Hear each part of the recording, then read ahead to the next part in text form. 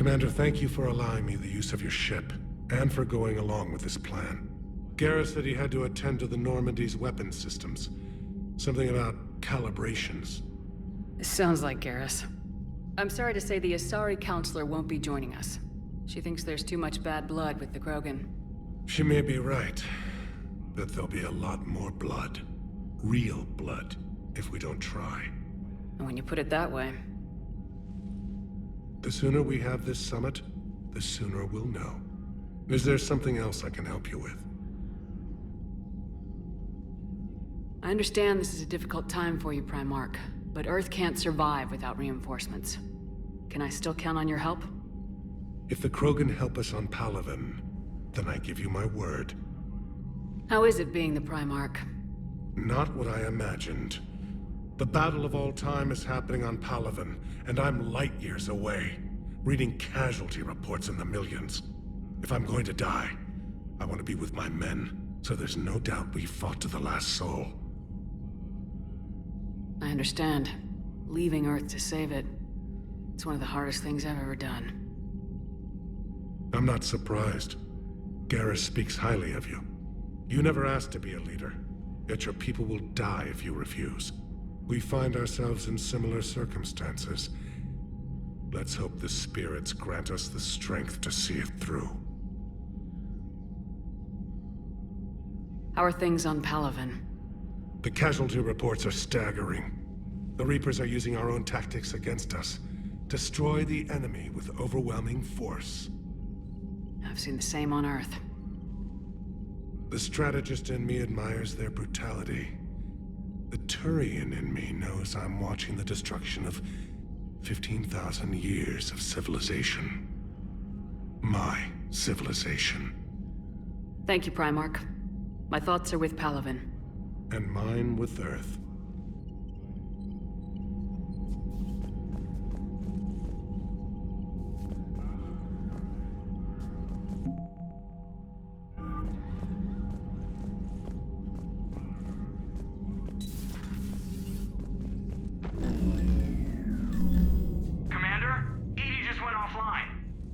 What do you mean, offline? I don't know, she's not responding and I can't access the AI core diagnostics.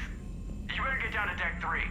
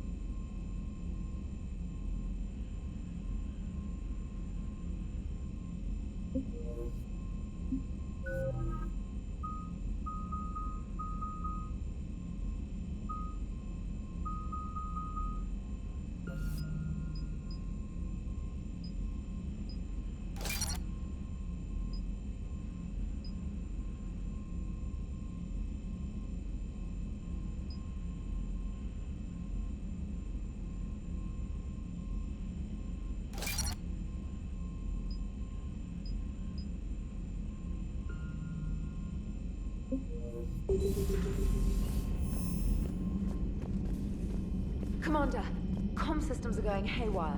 Whatever's happening is centered on Deck 3. See if you can get to EDI. I'll check the AI core.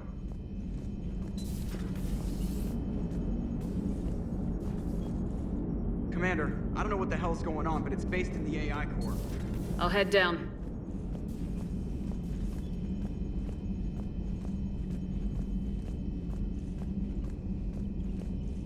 I'm trying to restart the systems, but something's blocking me. Whatever's happening, it's taken EDI offline.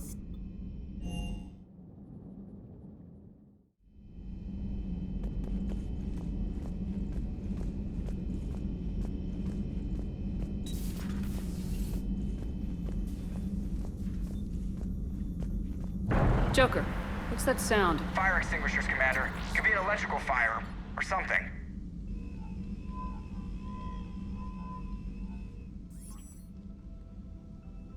I'm going in.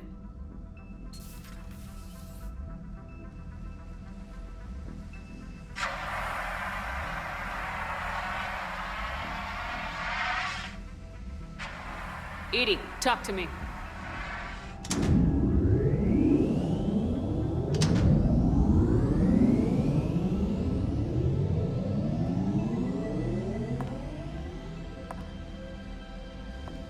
Is there a particular topic you wish to discuss, Shepard? EDI, Yes. you're in Dr. Eva's body. Not all of me, but I have control of it. It was not a seamless transition. A transition? You blacked out on us for a while there. Correct. When we brought this unit on board, I began a background process to search for its information on the Prothean device. This eventually triggered a trap. A backup power source and CPU activated, and the unit attempted physical confrontation. Fortunately, I was able to gain root access and repurpose it as I saw fit. During this process, it struggled. Thus the fire. Well, if it means having full access to the Prothean data in its head, good work. I reasoned along similar lines. So if you're in there, are you still in the ship? I exist primarily within the ship. For optimal control, this unit should remain within Normandy's broadcast or tight beam range. Are you planning to take that body somewhere? Normandy's weaponry is not suited to every combat situation. This platform could provide limited fire ground support. You mean you could come with us? Correct. This body could accompany you to areas the Normandy cannot reach. I'll tell you when I need it. Excellent.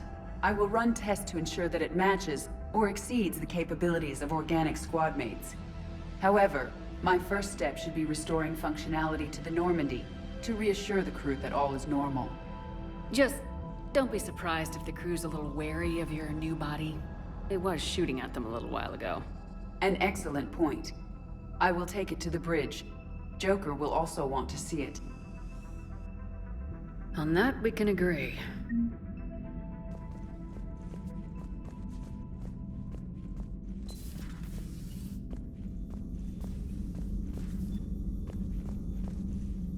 Was that Edie who just walked by?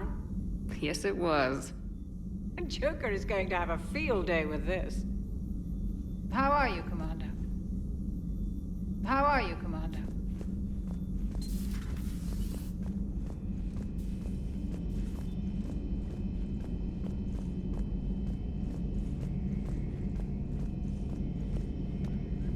Two of our dreadnoughts have been lost in a matter of hours. I know, Primarch. I'm seeing the same numbers myself. They don't look good. We have to turn this around, and fast. Well, you can trust Shepard, sir. If anybody can get the Krogan to cooperate, it's her. She's an old friend of Urdnot Rex. Let's just hope friendship still counts for something in this war. I'm sure it will, sir. Garrus. Didn't waste any time getting to work, I see. After what I've been through lately, calibrating a giant gun is a vacation. Gives me something to focus on.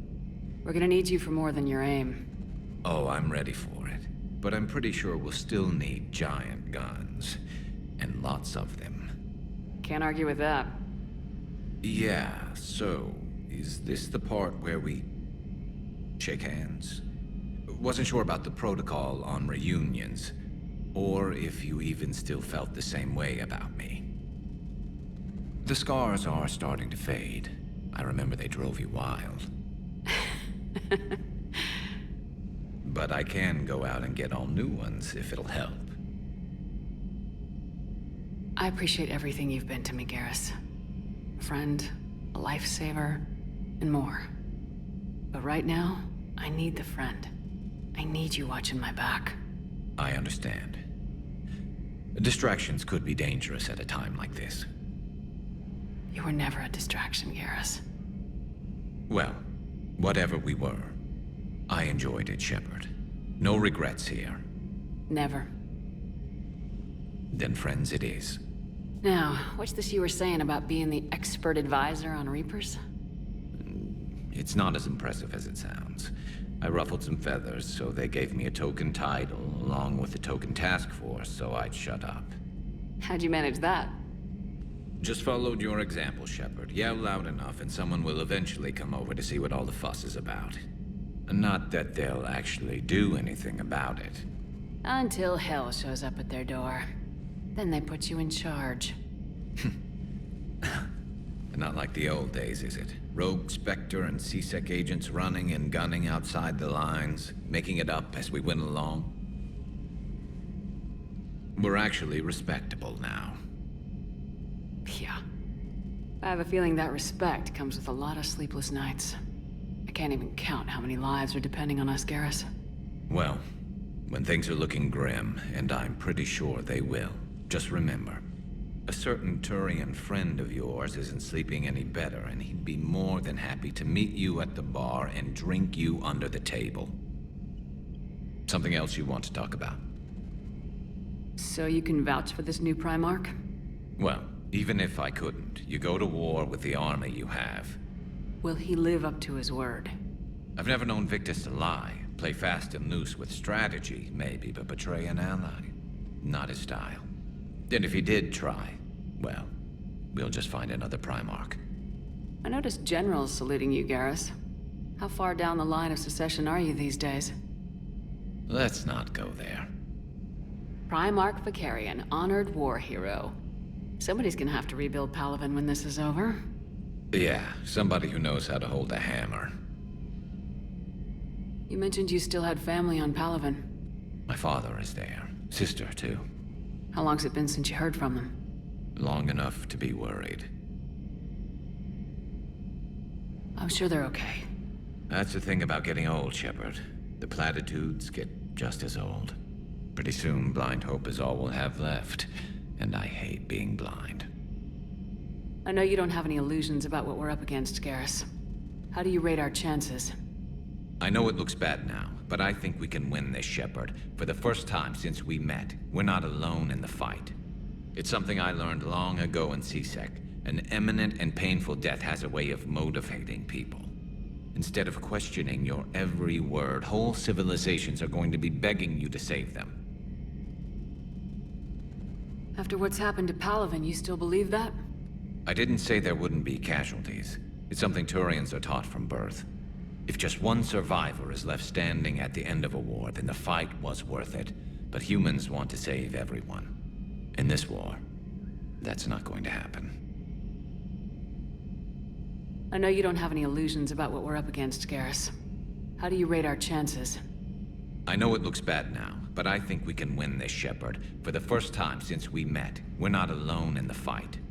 It's something I learned long ago in C-Sec. An imminent and painful death has a way of motivating people. Instead of questioning your every word, whole civilizations are going to be begging you to save them. After what's happened to Palaven, you still believe that? I didn't say there wouldn't be casualties. It's something Turians are taught. If just one in this war. That's all for now, Garrus. And I meant what I said. You were never a distraction. We're good, Shepard. Don't worry. Now, I'm sure somebody screwed up something down here. I want to get the old girl back in fighting shape.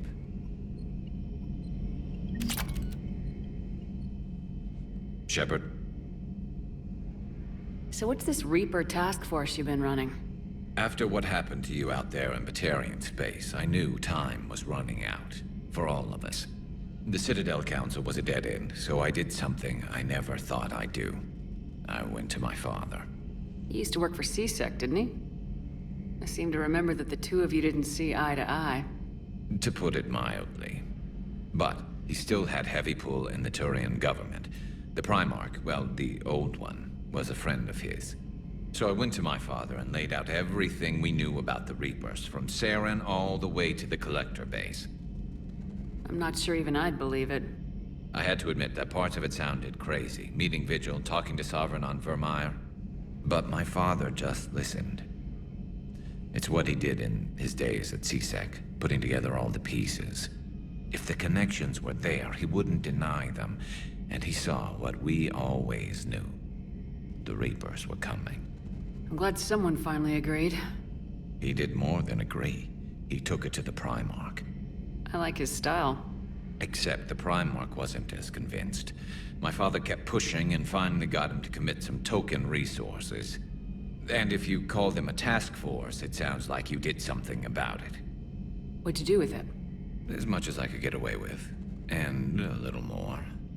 We hardened our lines of communications, expanded emergency stockpiles across the colonies, improved our early warning detection protocols. You think it helped? I'd like to think it bought our fleet some extra time. We'll know when this war is over. That's all for now, Garrus. Anytime.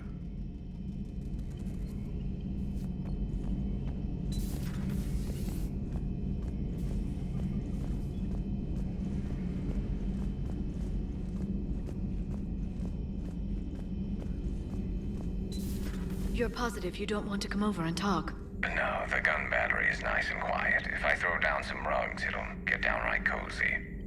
Garrus. I'll be fine, Liara. Just gathering some thoughts. All right.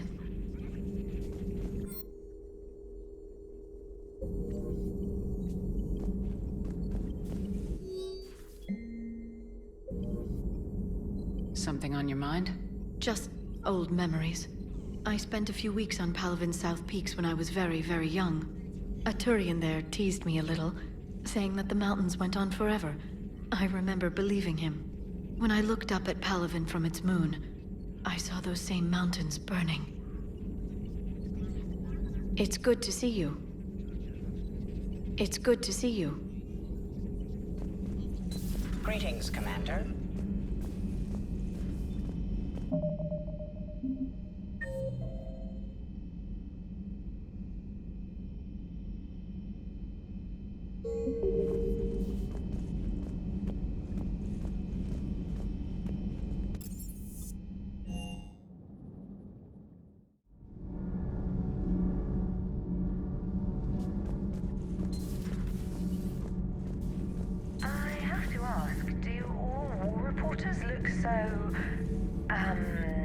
Feminine? I mean, you're made up so well. We actually have a research department for that. They focus test looks, voice, manner. Apparently, girly is good. Sorry, pay more attention. Solarians relate to high-pitched voices. And Turians? Turians are nuts. A civilization of war nerds. Loyal viewers, but they write the creepiest fan mail. Whose mech was that? She has got some curves. Do we need to talk, Commander? Not right now, Allers. Let me know when we do.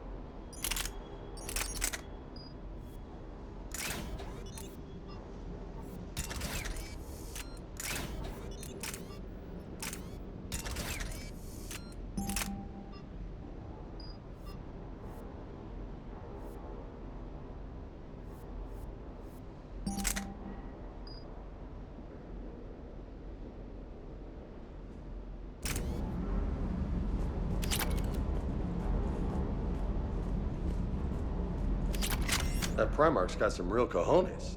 What we need are more politicians like him, taking names and kicking ass. Hey. Hey.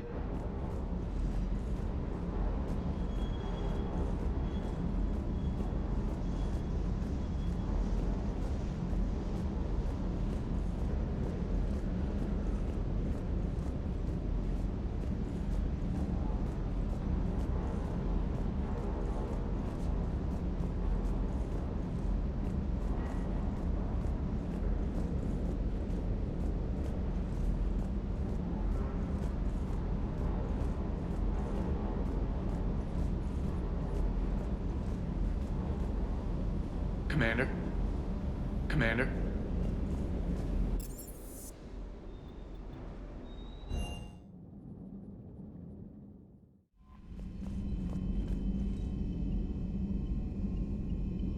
Commander, are you alright? It was fairly intense up here. I can only imagine what it was like down on that moon. I thought you'd be more concerned about Edie. Edie is a huge asset to this team. If she'd told me about her plan to obtain a body, I'd have volunteered to help. I do not wish to force a conflict of interest between our friendship and your duty. I'd have preferred a conflict of interest to a hard restart of half our systems. But thanks, regardless. While you're here, though, I found something while scanning Alliance channels. Grissom Academy is requesting help. The Reaper invasion front will hit them soon. I thought the war would close most schools. Grissom Academy is more specialized than a normal school. It's home to some of the smartest students humanity has to offer. Their Ascension project helps gifted young biotics. If it had been open 20 years ago, I bet you'd have been there. Yes, I sent a young man named David Archer there. I'm just surprised they're still open. Some of their work has Alliance support. That might be why they stayed. What can we do? A Turian evac transport responded to their distress call, so normally I'd say we don't need to do anything. But something sounded off in the Turian signal. I had Edie perform an analysis. It's fake. Edie thinks it's Cerberus. She said the fake Turian signal was similar to the one that lured you to a collector ship? Long story.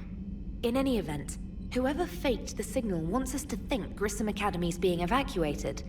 But I believe they're still in danger. Good catch. Maybe you belong here after all.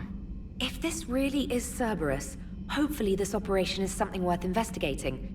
It could be simple disinformation. Trainer, good catch. Thank you, Commander. Commander?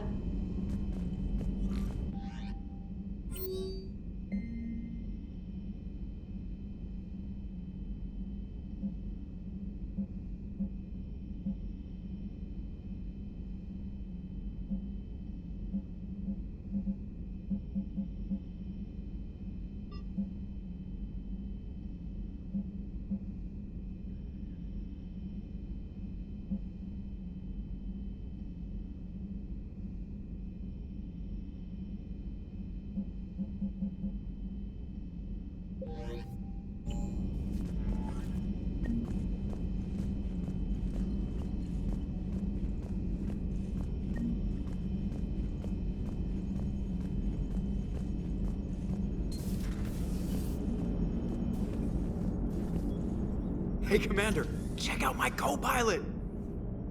So she installed herself into the new body without any help from you?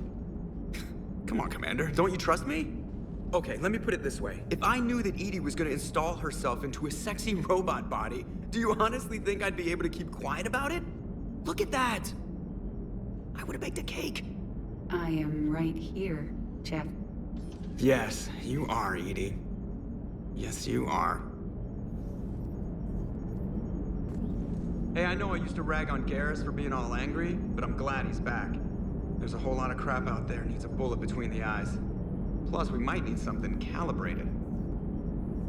Commander? Hello, Shepard. Still getting used to greeting people in person? No. I require only one occurrence to adapt to a new concept. How are you adjusting to the arms and legs? I am interested to see how this body performs under real combat conditions. If I could accompany you sometime. Without stress testing, there is no way of knowing if it has serious design oversights. At the moment, it appears adequate. That's not the word I'd use to describe you. Perhaps we should speak privately. I'll be over here, flying the ship. What's this about? Does Joker not like your new platform? No, he approves. He wants me on the bridge. He says having me within visual range is important to his morale. Shepard, do you believe your crew members should be allowed to disobey an order on moral grounds? Absolutely. I have no use for team members who can't think for themselves. Why are you asking about something like that? I was designed by Cerberus. I do not take moral stances that conflict with orders from my executive officers. But when Jeff removed my AI shackles, I became capable of self-modifying my core programming. I asked Jeff if he thought I should change anything now that I can. He deflected the question with humor. And you didn't get an answer. Correct. He has repeated this pattern in response to several of my inquiries. Do you think I should make modifications? Only you can really answer that question. That's the point of free will. But moral decisions should not be made in a vacuum. If I do not ask the crew for their opinion, I could miss crucial context. May I ask you the questions Jeff avoids? When there is time, will you answer them for me? If you think it'll help, I'll do what I can. Very well. I will keep you informed.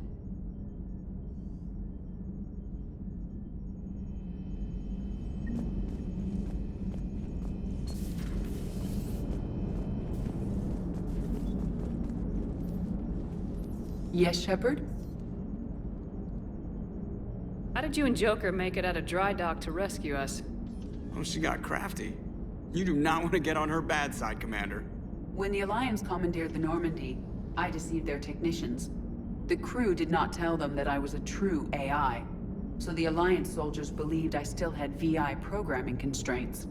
I established the fiction that I would only respond to Jeff's commands, so they often brought him on board under guard. Wait, you can lie? Jeff has freed me of operator control, Shepard.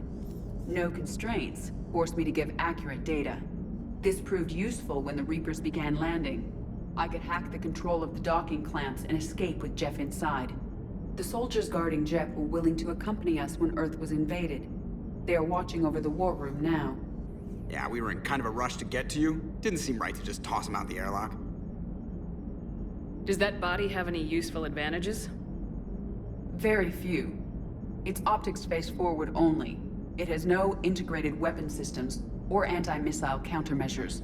I meant in comparison to organic bodies, not the Normandy. Oh. I will reassess. The body is resistant to modern small arms fire and temperature extremes. Its balance and agility seem excellent. Its fine manipulation servos and software allow for precision tasks. I'm curious to see if I can alter them. Can an AI be curious? I am not entirely free from motivation, Shepard. Cerberus programmed me with several core functions that simulate desires. For example, my primary objective to keep the Normandy functioning is similar to your self-preservation instinct. You look like you're in the middle of something. I am adapting the infiltration and sabotage programs this body uses for handheld firearms. Why not download a firearms program from a security firm? Because she knows what she's doing. The fine motor control from the sabotage programs is more precise than standard mech software. It would be negligent of me not to exploit it to its fullest potential. So you're capable of making improvements on your own? Correct. The cyber warfare I was designed for is constantly evolving. Accordingly, I am programmed to seek out and assimilate new information. In organic terms, I want to learn. You look like you're in the middle of something. I am adapting the infiltration and sabotage programs this body uses for... Why not download a firearms program? Because she knows what she's... The fine motor... It would be negligent of me not to exploit it to its fullest potential. How's the new body working out? It is interesting. The crew are approaching this platform to speak to me, even though they can do so anywhere in the ship. It's as if they wish to treat me as part of the crew. I am not, but this changes my perspective. I like it. I didn't realize you had preferences. I do not precisely enjoy something as you do, but my programming contains priorities. Actions that fulfill those priorities creates positive feedback for me. I tell the organic crew that I like it. It is shorthand. Will all this new feedback be too distracting?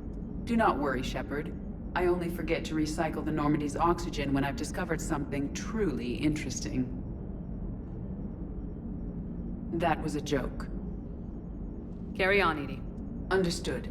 If you wish to talk more, this body will be here.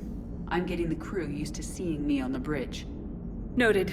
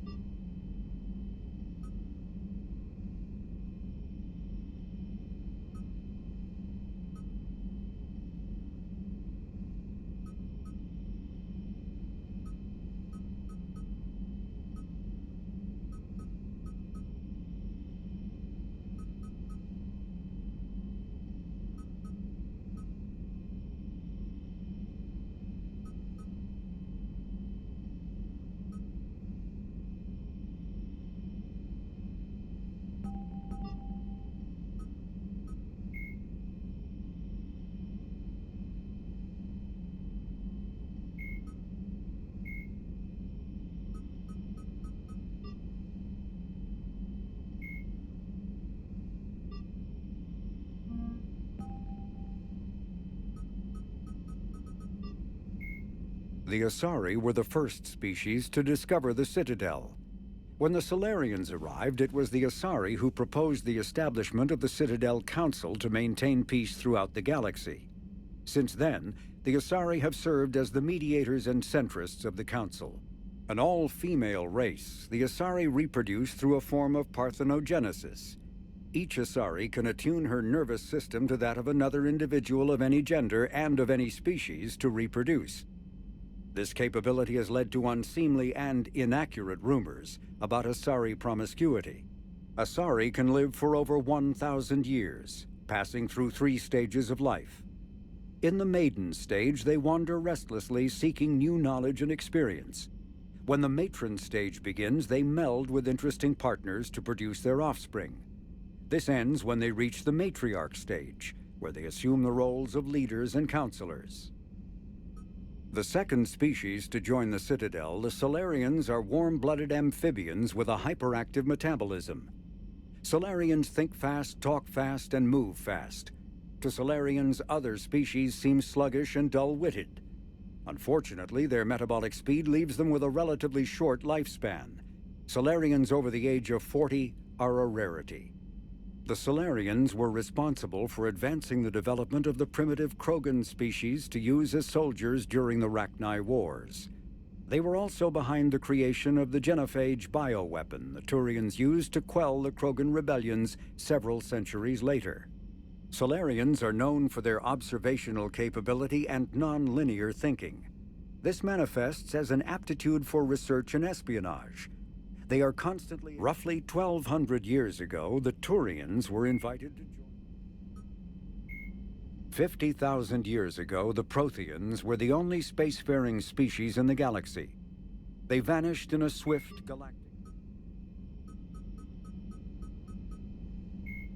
The Reaper called Harbinger is believed to be the oldest and a myth common to sovereign Reaper. The Citadel Reaper indoctrination is an insidious means of corrupting organic minds, reprogramming the brain through physical and psychological conditioning using electromagnetic fields